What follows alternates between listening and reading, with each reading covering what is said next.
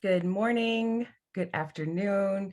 It's wonderful to see you, depending on where you are. We are thrilled to have you joining us on behalf of the Women's Business Collaborative. Thank you for joining us today. I see you all coming in, and if you are watching this on the replay, welcome. We are thrilled to engage with you in this powerful conversation, and we look forward to your thoughts post, so make sure that you stay connected with us. My name is Brittany Cole. I am the CEO and founder of Career Thrivers, a leadership development firm, and I'm also a very proud member of the WBC board. One of my passions is diversity, equity, and inclusion, and really working with leaders to help make the workplace work for everyone. And we know that allyship is one of the ways that that happens to help advance women.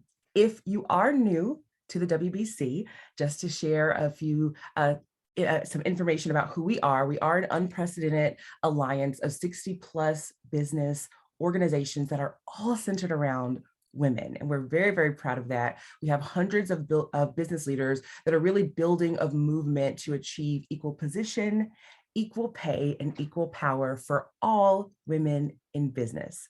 So with that in mind, we are so thrilled to have you here today and to bring you the second show in a series that is put on by a dynamic group here at the WBC who is building a movement around Ally of Her. So this is our series about how men and even women can be better allies of all women. Our WBC Ally Initiative started this year with our founder and CEO, of course, Edie Frazier, and our COO, Gwen Young, Kate Unger, and Pat Shea. And we wanted this initiative to do a few things. So just to kind of kick off the conversation today and really shed some more light around Ally of Her and really why this foundational initiative is so critical. One, we're looking to engage men in the work that the WBC is doing. So specifically, those who are really committed to advancing women. So if you know of any men, make sure that you share about Ally of Her in ways that more men can continue to get involved with the WBC and with this foundational work here at Ally of Her as well.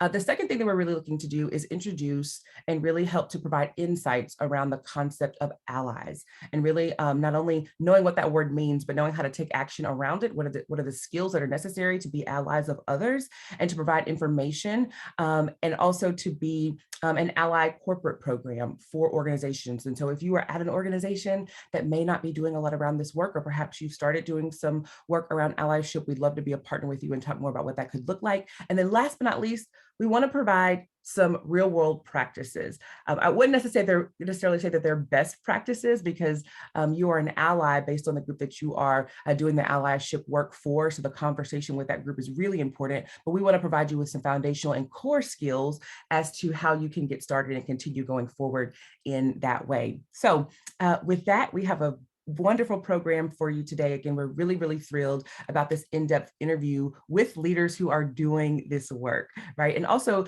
leaders that are recipients of this work, really sharing how you can take this information and really ingrain it into your approach, and to how you help to build more inclusive and equitable cultures at your organizations and at the organizations that you're a part of. One of the things that we know, and what will really ground our conversation today, is around gender diversity in tech. We know that it is a challenge. In fact, the representation has actually been going down. So although the conversation about DEI has been going up over the last 2 decades, gender diversity actually has fallen in the tech space from an all-time high of 37% to recent lows of 24% representation of women in tech. And so we have some leaders here today that are going to be joining us to talk about this conversation and how we can have this number go in a different direction. So we're excited to host this episode. But first, I want to introduce you to Gwen Young. Again, she is the COO of the Women's Business Collaborative, to share a little bit more about how we at the WBC are really committed to this mission and this work of allyship to advance women. So Gwen, I'll turn it over to you. Thank you, Brittany. And again, welcome everybody. And thank you to the Ally of Her team, task force, and leaders of the initiative, Kanger, Pat Shea, Brittany, Gabriella. We have others like Kip right on this phone call, so we're thrilled to have you here today. As Brittany mentioned, allyship underlines the 9 action initiatives of the WBC, and it's hand in glove with our commitment to diversity, equity, inclusion, and belonging. And for those of you who don't know about the WBC, it is through these 9 action initiatives that we work with our over 70 partner organizations and 450 champions, such as those on this call, to build, aggregate, amplify, and build the movement to impact. And we are building this in order to increase women in the C-suite, CEOs, and in the boardroom, to address the underrepresentation of women in access to capital, certain industries such as technology, and really to advance the pipeline of women leaders that will bring gender and pay parity and diversity, equity, and inclusion to the business landscape. And the only way we do this is by the collaborative nature of what we do and by working together, men, women, and on behalf of all women. So this is where allyship is really critical to allowing us drive to impact towards our 2025 targets. But with that, I'm pleased to introduce you to our moderator for today's session, Gavriela Schuster. Gavriela is a keynote speaker, author, and advocate on inclusive leadership. And I'm also happy to say that she is an advisory champion and a member of the Ally of Her task force. Gavriela, take it away. Thank you, Gwen. It's a pleasure to be here today and interview our two inspirational leaders from Insight. Before I introduce the panelists, I'd like to talk a little bit about Insight, the company. Insight is a leading provider of computer hardware, software, cloud solutions, and IT services to business, government, education, and healthcare clients. They deliver solutions that drive digital innovation, a connected workforce, cloud, and data center transformation, as well as supply chain optimization. They have more than 11,000 employees across 19 countries with over 4,500 technical individuals. And their success starts with their culture, focused on hunger, heart, and harmony. They've been recognized for their culture of inclusion over the last 4 years with more than 14 DEI awards, including recognition by Fortune, Forbes, and CRN. Today, we're going to gain a better understanding of how they foster that culture of inclusion within their organization. So please join me in welcoming Joyce Mullen, the CEO of Insight, and Glynis Bryan, the CFO of Insight. Joyce thrives on challenges. She embraces them as opportunities. With a growth mindset, she began her career at a global security tech startup and hasn't slowed down since then. Her experience in global post, direct factory management, sales services, and large enterprises eventually brought her to Insight, where she leads 12,000 teammates as a chief executive officer. She dedicates herself to redefining what's possible for clients and pushing the boundaries of Insight's end-to-end capabilities as a global solutions integrator. She's motivated by the work organizations do every day, and she aims to inspire teammates and drive success for Insight's clients, deepening the company's legacy of integrity and inclusion. She joined Insight in 2020 as the president of North America, working to overcome disruptions, navigate uncertainty, and accelerate digital transformation. She developed an appreciation for how Insight's industry expertise and partner relationships are uniquely positioned to solve customers' biggest challenges, and in 2022, she was promoted to the CEO. Glynis Bryan is a leader with the know-how to prioritize resources and make investment decisions that are timely, bold, and wise. As Insight's chief financial officer, Glynis leads this fiscal stewardship in the transportation industry. And then in a mid-career move, she mastered the fluid, aggressive decision-making of the IT field. In 2001, Glynis was named CFO of APL Logistics, and her success caught the attention of Swift Transportation. And in 2005, she became their executive vice president and CFO. In 2007, she joined the leadership team at Insight as their CFO. With a strong team around her, she's helped guide Insight through expansion, recession, and into recovery. She remains an eager and inquisitive student of the IT industry, working to keep the company agile and responsive in an ever-evolving market. So welcome to you both. Great to be here. Thank you very much, Gavriela. Likewise. We hope after listening to us today, you'll gain an understanding of that culture change doesn't happen overnight. It takes multiple mechanisms to engage employees to build a culture of inclusion. We hope you'll understand why learning and development for male allyship is important and gain insight on how to create a collaborative, cooperative DEI program for impact. So with that, Joyce, why don't we start with you? You've recently taken over as the CEO of Insight, but led the North America team prior. I just wanted to know, think a little bit back a little, why did you come to Insight? Well, thank you all very much for being here. And thanks very, very much, Gavriela, for that kind introduction. I think Glynis and I are both very, very excited to be here with you today. It's a great discussion and a really important effort that we're all undertaking together. And, you know, I had been at Dell for 21 years. I had a wonderful career there, loved it. and kind of looked around and thought, what am I going to do for the next 10 years? I don't know if I can just continue to work at Dell, because I feel like I've done many of the jobs there. And Michael certainly wasn't going anywhere.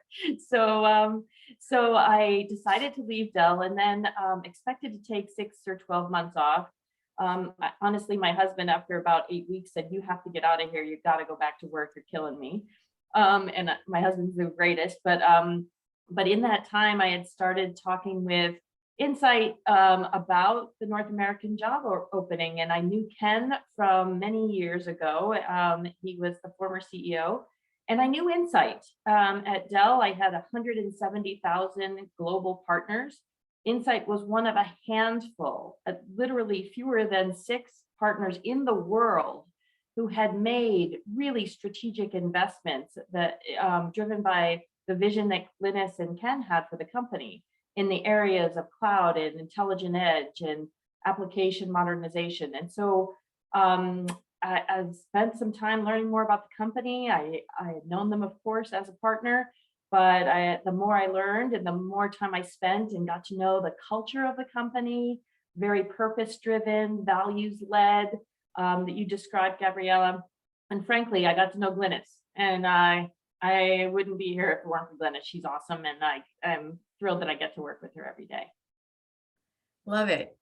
Well, we're very, very glad that you came to Insight, and happy to see you that you were promoted to CEO. Thank you. So Glynis, could you provide maybe some background on why Insight chose to invest in DEI as a key pivot to your culture? Sure. And thank you very much for the very gracious introduction. And Joyce and I are now partners in crime. So moving forward. I would say that we all recognize, I think everybody in general recognizes that there's benefits to diversity of thought in the workplace in terms of getting to a better answer at the end of the day. And at Insight, we thought we had been doing an okay job, a good job even in terms of the recognition that we were getting, but we weren't really focused on pushing it down into the organization. So part of what we wanted to accomplish in terms of the focus that we had working with our employee resource groups was actually to push it down into the organization, to make sure that when we talk about DEI and we talked about inclusion and belonging, that people understood what those concepts meant realistically, and that everybody was on the journey, not just the minority or the diversity groups themselves, but everybody in the company was rallying around and understood the overall objective with regard to what we wanted to accomplish. So we worked with our employee resource groups in terms of what are the things that you're seeing that happen to you every day in the organization that we should be educating our teammates about so that they're better able to support you as we move forward. And at the end of the day, there are more men in leadership positions throughout all levels of the organization than there are women. So it's important for the men to understand exactly how it is that they can marginalize a woman. They don't mean to, or a minority of some kind, but they do it without even knowing that they're doing it. And part of the education is to help them recognize it and help them recognize it in a safe area, a safe space where they can make mistakes, but no harm, no foul. And they learn from those mistakes in terms of how to be better. So we started on a program in terms of just developing tools to help the population, our population, be better managers at the end of the day. Yeah, I mean, really, I agree with you. At the end of the day, great allyship and really creating an inclusive environment means that you have great leaders. And so if you teach people how to be great leaders, you also bring to them and help them with the skills necessary to create that inclusive environment. For sure. So I know now you have a number of programs in place. You know, it's I think it was up to 9. So could you share a couple of those that stand out to you and why you chose to invest in them in particular? Oh, you know, I would say that we have a lot of programs, and it's part of the overall kind of learning and development culture that we have at Insight in terms of trying to be, I don't know, let me start over. From fierce conversations that we have with everybody, learning about how to have these fierce conversations in terms of being very proactive with regard to delivering constructive criticism, constructive feedback so that people can actually get better, to all the way to what we do in terms of our diversity and inclusion group mentoring programs. That's one of the ways that people can come together in a safe environment, and they can learn from each other in that environment, and they can actually get some tools to help them figure out how to have better, more open conversations with their teammates and not feel embarrassed or uncomfortable having these conversations. Because part of what we want to do is to make it be more matter of fact, to have conversations in terms of what is happening to people in the workplace. So we've started a couple of different programs with regard to that group mentoring around diversity and inclusion to get everybody comfortable with having those conversations, giving them tips and tools in order to do that. We're going to talk a little bit later about Allies in Action, but that's another one of the programs that we started as well, but I'll save that for later. One of the other things we did, which is very much focused on women in the workforce and how we can help them prepare for life in general, is our board, Women on Board initiative that we have. It's a 2-year program, just launched this year. And from the population of kind of vice president and above women at Insight that attended that program, they would say it's one of the best programs that they've seen and experienced at Insight. And some would say, why are you encouraging women to sit on boards? I actually sit on a board. Joyce sits on a board. There's a lot of learning that you get from actually sitting on another board in terms of what you can bring back to your company, what you can contribute to them. And oh, by the way, you have contacts that you can reach out and say, hey, we're going through this situation. I remember you talking about it. Can you help me in terms of how I can address this at Insight? So I think there's lots of value individually for the women going through this program. It's a huge retention tool today in this marketplace where talent is flying off to work from France if they so desire.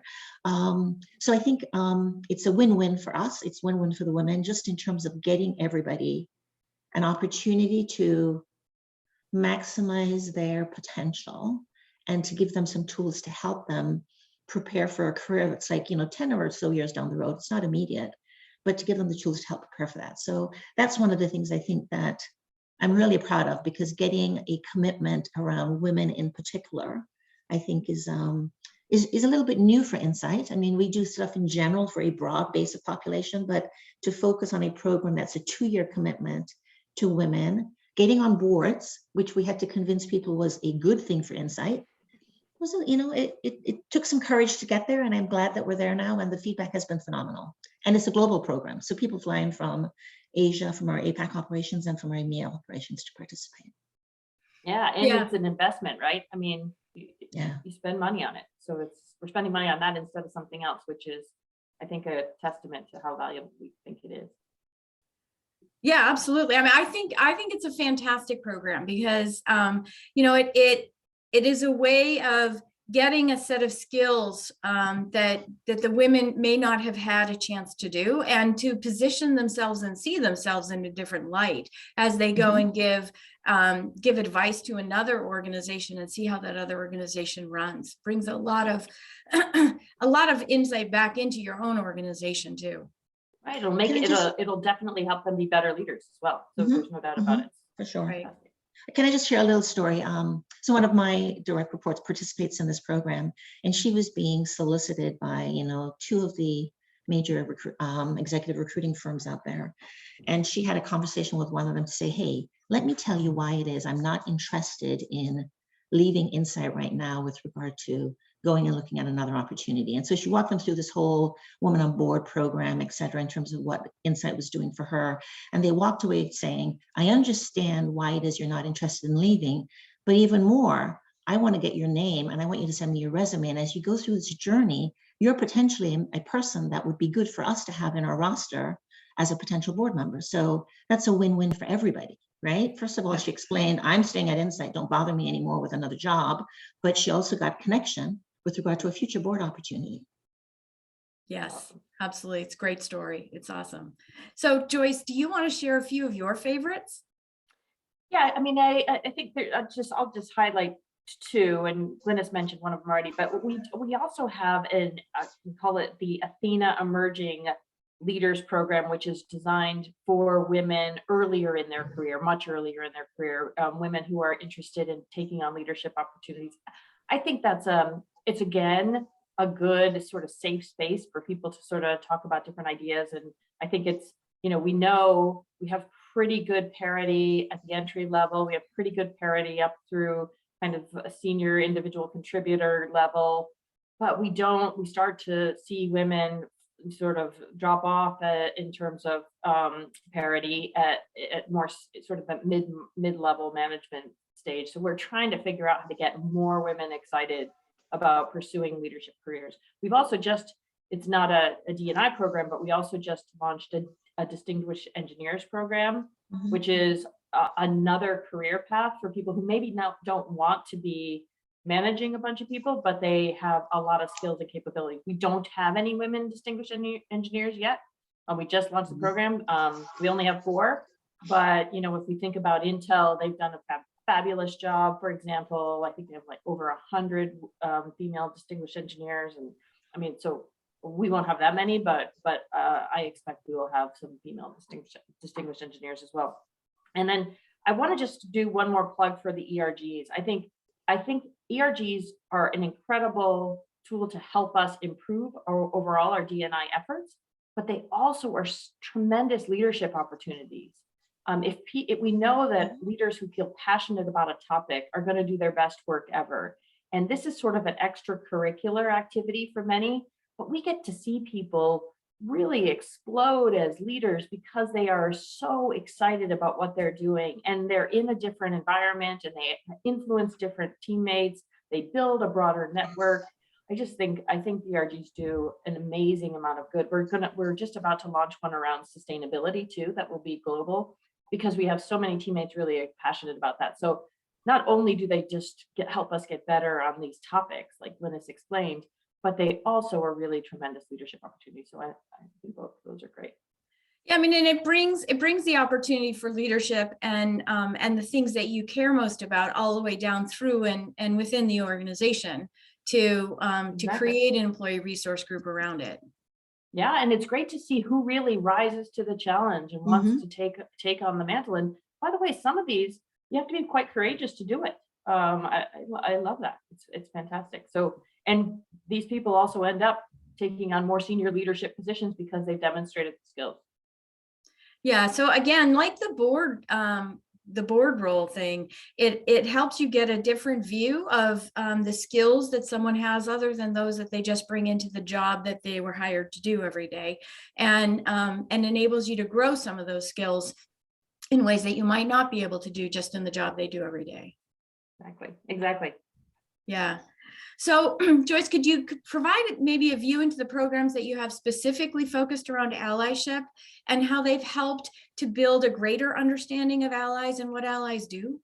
Yeah, so I mean, Glynis explained this a little bit, teed it up. I mean, it's really understanding and using our privilege, by the way. And I think there are men allies, there are women allies, there are all sorts of allies, but this is specifically a 1.5-hour workshop that really looks at privilege and helps us understand what it takes to become a great ally. And that means you got to start by really examining the biases that we all have and we don't even know we have, but kind of getting comfortable that we have them, acknowledging them, and then figuring out how to manage them is really what this workshop is all about. And I think unconscious bias it's just something that 20 years ago, we didn't even talk about it. Right?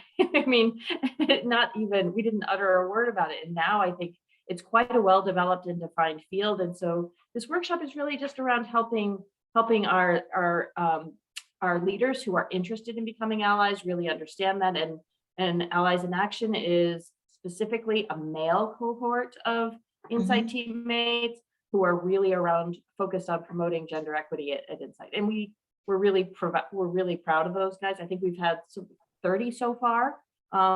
Men join in and participate. And by the way, their perspectives are really helpful and their counsel is really helpful. And what I love about this is so many of these guys specifically like to call out that they really want to learn about this because they have daughters, or they want to make sure that the world is a better place for their daughters. And as they really start to examine these biases and start to understand how those will impact their daughters, they feel like it's really important for them to participate and help. So not only are they being good corporate citizens and they're really introspective about it, but they're also being good dads. So can you share a little, what is it, Allies in Action? What does that program do? What does it help them do? Well, they participate, they basically they build events and education activities so that they can help a broader organization understand the value of allyship. They walk the talk. They actually participate in the organizations that are supporting whatever it is, either women or LGBTQ or whatever, or Black or Hispanic or Asian. So they're actually active members in those organizations, and they provide really important feedback and ideas. But it's really around education and getting people to think about it. That's great. Yeah, raising people's awareness and situational awareness to see when is something happening, what should I do, how do I respond, right? Yep, exactly. Yeah. So Joyce, I know you came from Dell. So did you do something specific around allyship at Dell too? Yeah, I mean, at Dell, and this was pretty early. I would say Dell started this maybe 8 years ago, maybe 9. They started a program it was initially called MARC, M-A-R-C, and it stood for Men Advocating for Real Change. Huh. It was done by a third party, I can't remember the name, and then we changed the men terminology to Many Advocating for Real Change to make it a little more fluid. And it was a 4-hour workshop that started with the senior leaders at Dell, and then eventually every single leader. So Dell has 150,000 employees. Every single leader went through MARC training. It was all about unconscious bias. And I just want to tell you a little bit about how it works because it was very powerful. These sessions had 40, 30, 40, 50 people in them. They were mandatory, as I mentioned. And in those sessions, the bulk of the activity was very physical. So we all stood against a wall. The moderator or the facilitator would basically call out a situation. So if sexual harassment, have you been sexually harassed? And then physically you would cross the room all the way across if the answer was absolutely yes, halfway across or a little bit across if maybe you're not sure.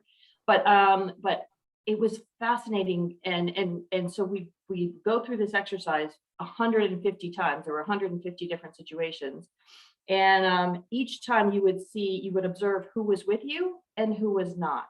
And it was a very powerful way of seeing kind of who else shares those experiences and who has never shared those experiences. So when the sexual harassment question was asked, I'd say 90% of the women crossed the room completely, maybe 2 of the men. And so very telling, right? And then there was another one about, have you ever experienced profiling in a store or been accused of shoplifting? And then the difference in kind of the reaction to that was fascinating too. So many of our Black colleagues crossed the room all the way. Many Hispanic colleagues crossed the room all the way. Most of the white colleagues did not cross through. It was just fascinating. And so I thought it was a very physical demonstration of kind of those unconscious biases and also different experiences that our colleagues understand and have faced. And that appreciation I thought was really, really tremendous. So obviously a very big investment for Dell, and I think quite a powerful one. Yeah, I mean, we did the same thing at Microsoft. It is a very powerful program because you visually then understand how different your lived experience is from those around you on things that you probably never talked about, like during the course of work. Right, exactly. Yeah. Yeah. And it's really the value of diversity, right? To understand, when you really understand that everyone has like a different lived experience and they're bringing that into each conversation, each problem solving, each project that you do, you start to appreciate, that their story is really contributing to that and their perspective and ideas. Exactly. Yeah. one of the reasons why I'm so excited we now have a justice on the Supreme Court who's a Black woman. I mean, I think that lived experience is very different from those other justices, and Yes. no matter what your politics, you gotta think, okay, we're gonna have a more well-rounded discussion around these topics, right? Absolutely. You just appreciate the diversity of it. Right. Yeah.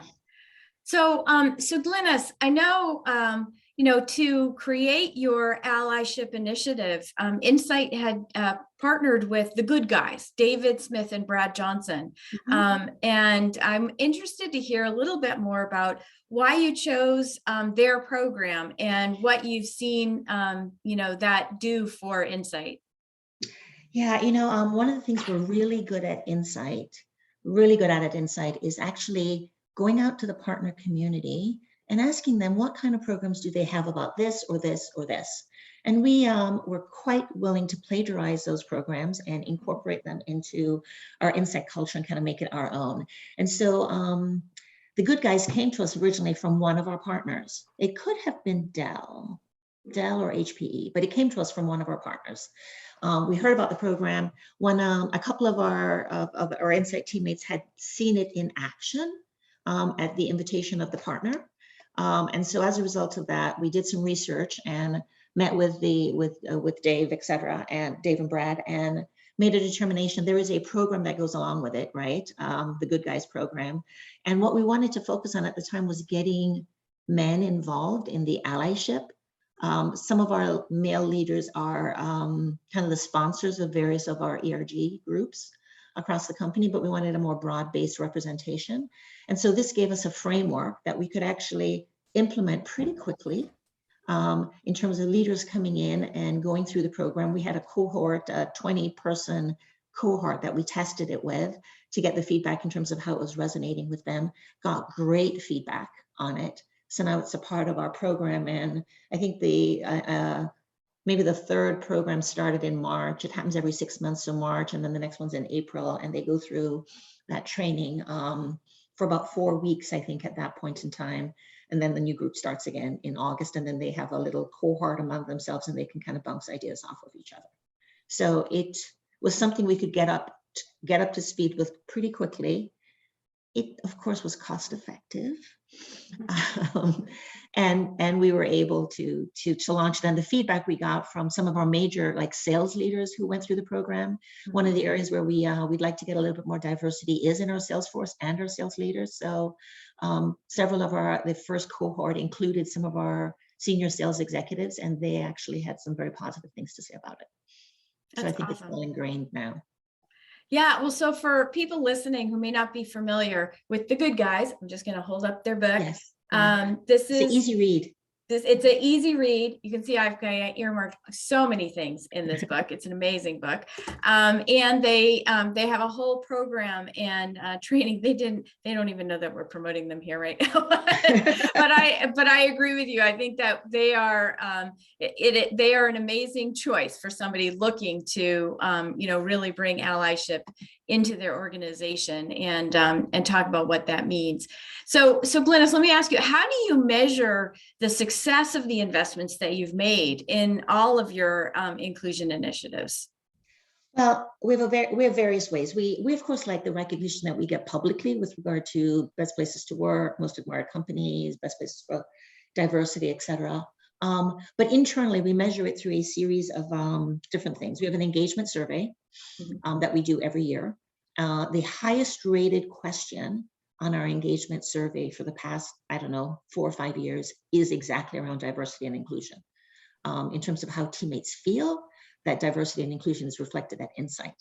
And it's astounding to me that actually is the number one rated question, but I think it's great and a tribute to the culture that we have.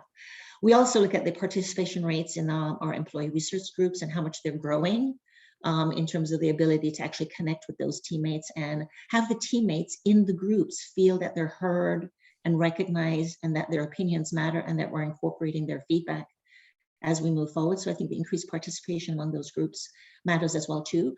We look at on the allyship program, Allies in Action, we look at the number of people going through the program and completing the program and the participation rates and the follow-up. In the diversity and inclusion program, it's a multi-step program. So there's participation that needs to occur throughout that as well too. So we look at those participation rates to see if they're being included. And then ultimately we look at like promotions and retention and the ability for teammates to move into different areas across the company. So we measure it in a variety of different ways internally, just to make sure that we're meeting the metrics that we have internally with regard to what we're trying to achieve moving forward. But it's pretty comprehensive, I would say. We benchmark also against the tech industry, but to be fair, if we were just going to benchmark against the tech industry, we would quit while we're ahead. But that's not the game we're in, right? The game we're in is not just to be better than the tech industry. The game that we're in is to be world class, and it's a constant evolution. And I think you mentioned it at the start. This is not a quick fix. It takes time, and you want to embed it in the culture of the organization so that as new people come into the organization who are going to be the future leaders, you know, when Joyce and I are gone off to Paris, when they're going to be the future leaders of the organization, that you've had a program in place as they've been coming in and growing throughout the organization that makes them better prepared to lead this diverse workforce that we're going to be living with going forward. Yeah. So along those lines, you know, so I've seen that you've been recognized for at least, you know, many different awards for the last 4 years when I was looking up kind of the history. How long ago did you actually start investing in some of these inclusion initiatives? I would say that we probably started this journey, focused journey, maybe 8 or 10 years ago. Yeah.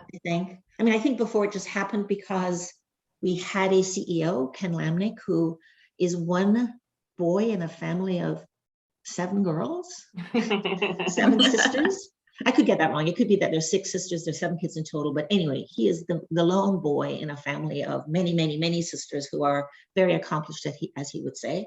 And so he sets a tone at the top with regard to how he expects his leaders to work and operate. And so something's happened, I think, just by virtue of that tone at the top. But to really bring it down into the organization, we needed very specific programs. We couldn't just rely on that alone. And that's what we started working on in terms of having the conversations with our teammates at different levels in the organization, giving them some training and developmental programs that would help them with these things. We didn't think about unconscious bias because it wasn't a word back 10 years ago. It is a word today. But what we were trying to do is to say, hey, there's a diversity of people out there who come from all different backgrounds. Let's figure out how we can harness the talent and get to a more cohesive and collaborative culture. Yeah, absolutely. And does it take on a different flavor in the different countries in which you're working?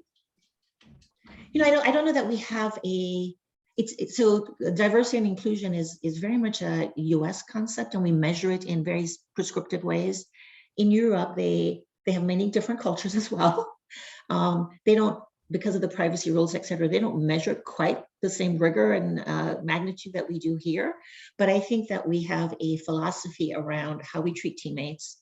We have a philosophy around hunger, heart, and harmony, the values that we have as an organization that are prevalent in every country in which we do business and in which we operate. And one of the beauties of Hunger, Heart, and Harmony is that it resonates across all cultures. And we did test that as part of coming up with those values in terms of what really resonates. Joyce wanted to add hustle just recently, but that has a negative connotation in some countries, so we did not add that.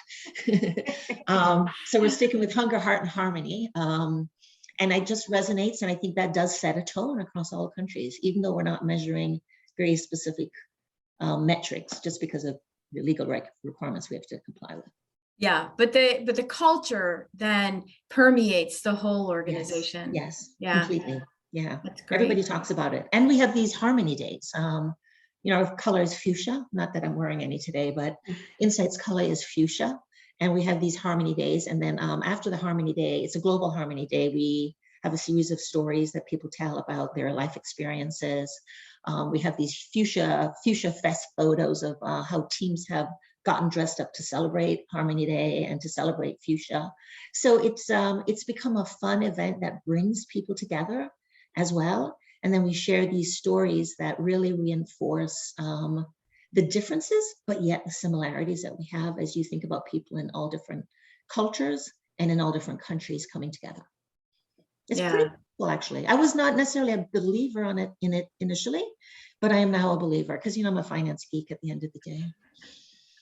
I It's got think to be that works. quantifiable. It's got to be quantifiable. The work that Glynis and Ken did is so obvious, though. I mean, the president of EMEA for us is Emma D'Souza. She's been at the company, Glynis, I don't know, 14 years, Yeah, 14, 15 something years, like yeah. that.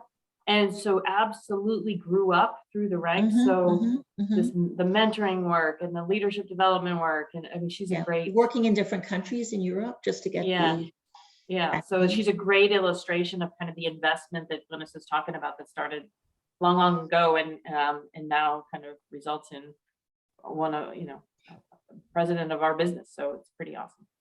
Yeah, absolutely. And I mean, it is important to recognize that, these things just don't happen overnight.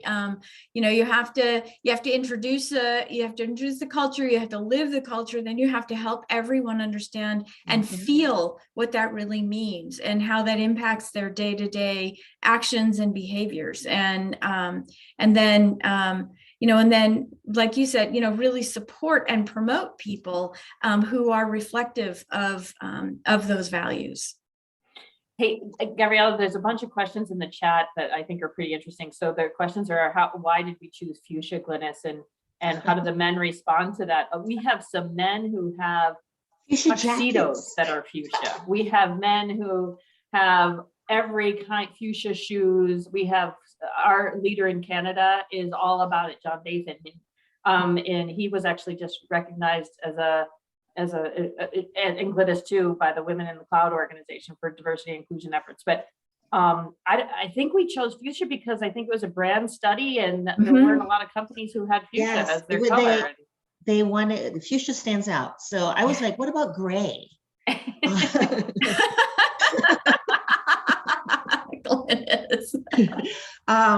it stands out. And so they had this poster board, this wall of all the different color possibilities, blue, green, red, I mean, all the different colors that are out there that we could have chosen from. And when you looked at the board, it was so clear that fuchsia was what stood out.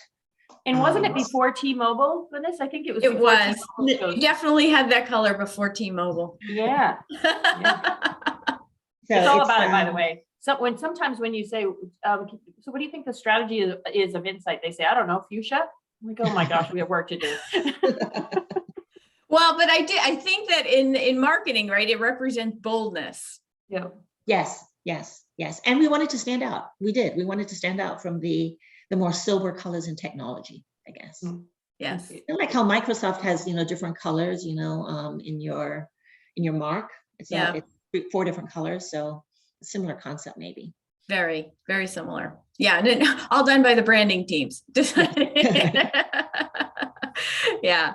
So, so Joyce, you were mentioning before the importance and the role of the ERGs and how it, really enables everybody to participate and be included. Do the ERGs play any role in the kinds of programs that you choose to invest in?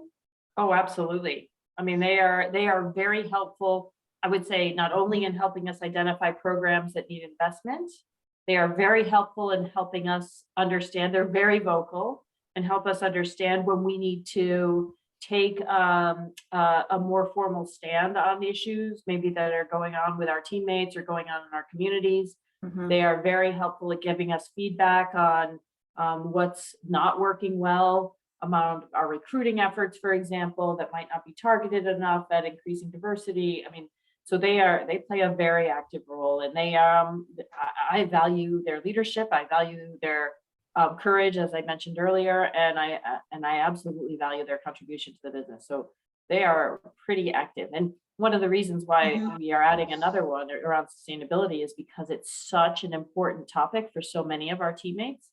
And we've got a lot of people who feel very passionately about the work that we can do there.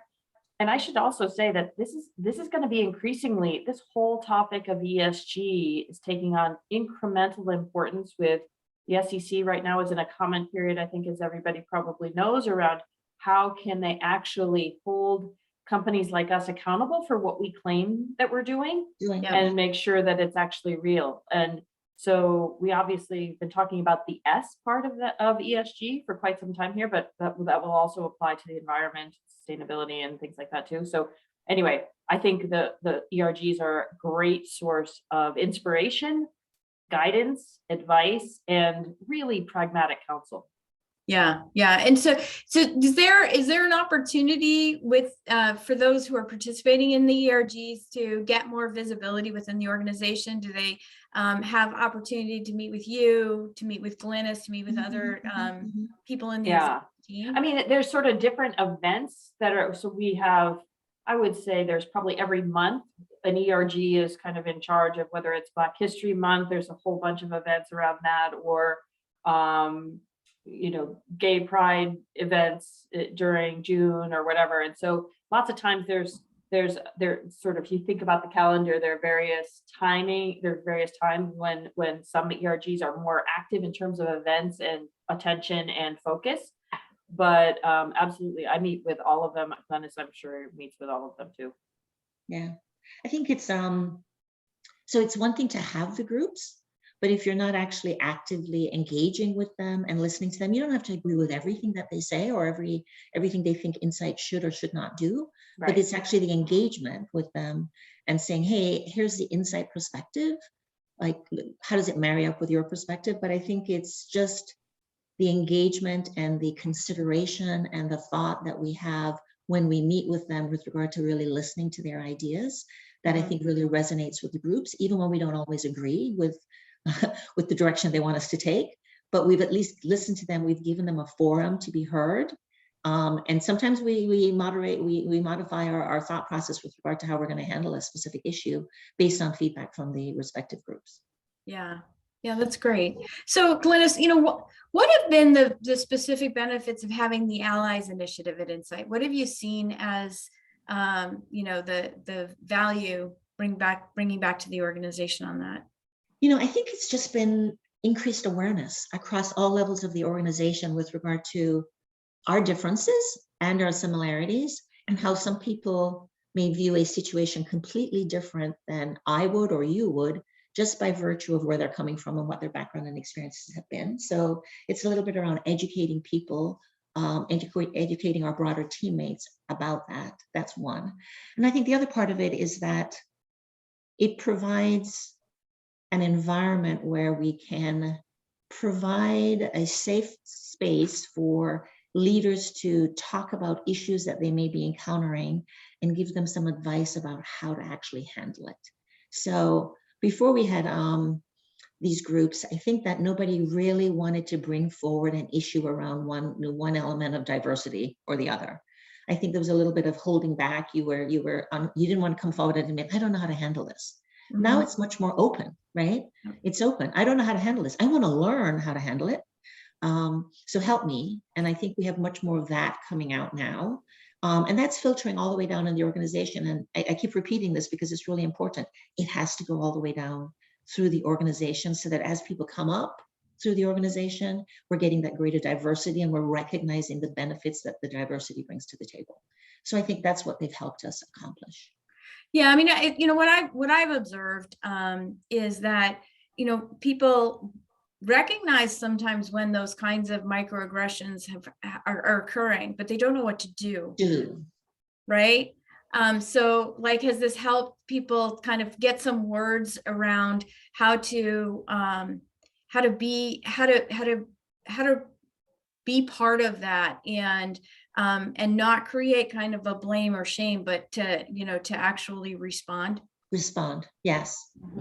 To give them some tools to respond in a non-confrontational manner, just in terms of trying to ease it, or to let people know that the expectation is that they will respond, they won't tolerate it, right? That's a bigger part of it as well too, right? Yep. We have a culture that says we do not tolerate, we have zero tolerance around these diversity issues, and letting people know that we expect them actually to respond, and here's some tools to help you in terms of how you respond.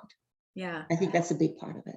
Yes, absolutely. So what did you learn to optimize once you launched this program that may not have been part of the initial rollout? I actually think the first time we thought about this, we probably didn't think about the white male. Realistically, we didn't think about the white male as we were going through the whole thing.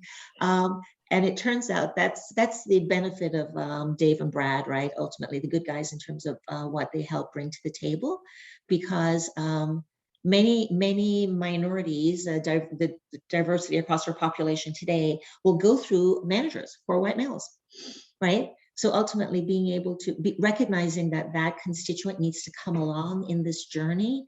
We can't just focus on the diverse population. We have to focus on bringing the entire population along and letting them know the expectation from them.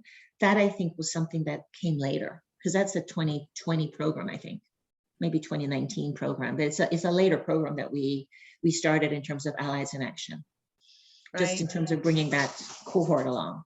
Right. So, helping men understand, like they aren't the villains. No, they're not the villain. They have a role to play, and they can really help. Allyship is about sharing their privilege and their position. And so it's not just for men to be allies. All of us, all people, be better allies. But because men tend to be, especially in tech, tend to be the majority, then it's helping them understand they're part of this too, right? Yes, and they've responded really well. Yeah. So along those lines, what are maybe 2 ways, and I'm going to ask each of you to respond to this. What are 2 ways that you think men can be better allies to women? And then even for yourself, what's one way you intend to be a better ally this year?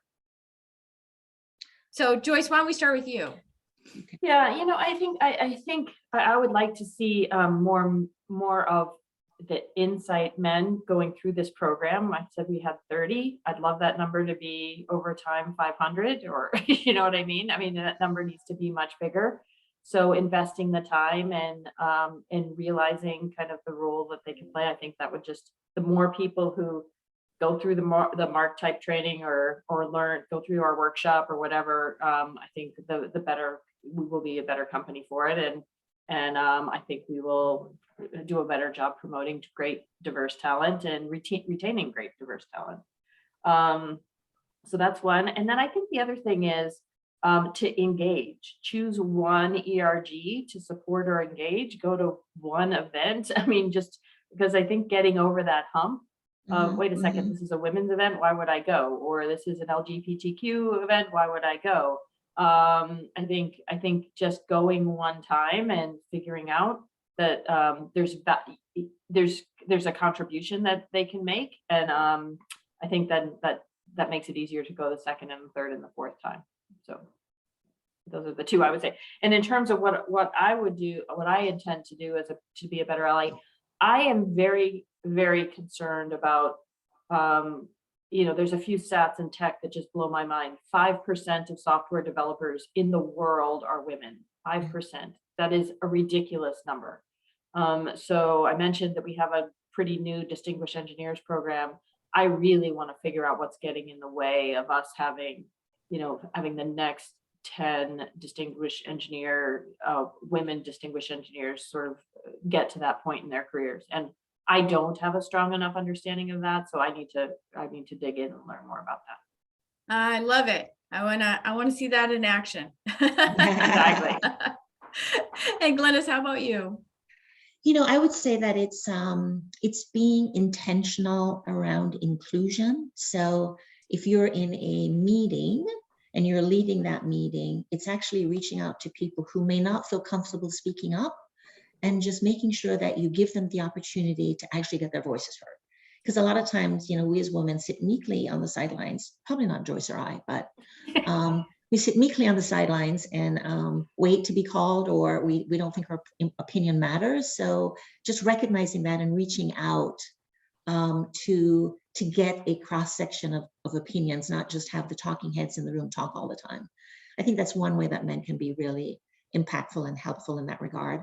And I think it's also promoting more women as they go through life. So promoting them in terms of a job, but also recognizing that their capabilities and skills that a female or a minority of some other kind brings to the table, and recognizing that skill set and actually promoting it with their team so it becomes incorporated as part of the culture of the team and acceptable as part of the cultures of the team. I think Yeah. it's really important. Yeah, and both in building confidence for the person that you're promoting, right? Yes, And giving them visibility. yes. Yeah. And recognizing that, hey, they may be different from you, but they're just as valuable, Yeah. right? I Yeah. think it's really that point. And then for me, I kind of lived in this bubble where I think everybody in my life is like me. So I'm a CFO of a public company, and I know a lot of other CFOs of public companies. So I think to my females. So I think to myself, like, we're doing okay. But the reality is, I think there are only like 17 CFOs of Fortune 500 companies, females. Maybe it's 17%. But given how 17. I think 17. it's 17. Thinking that's just so horrible. It must be Insane. wrong. It must be wrong.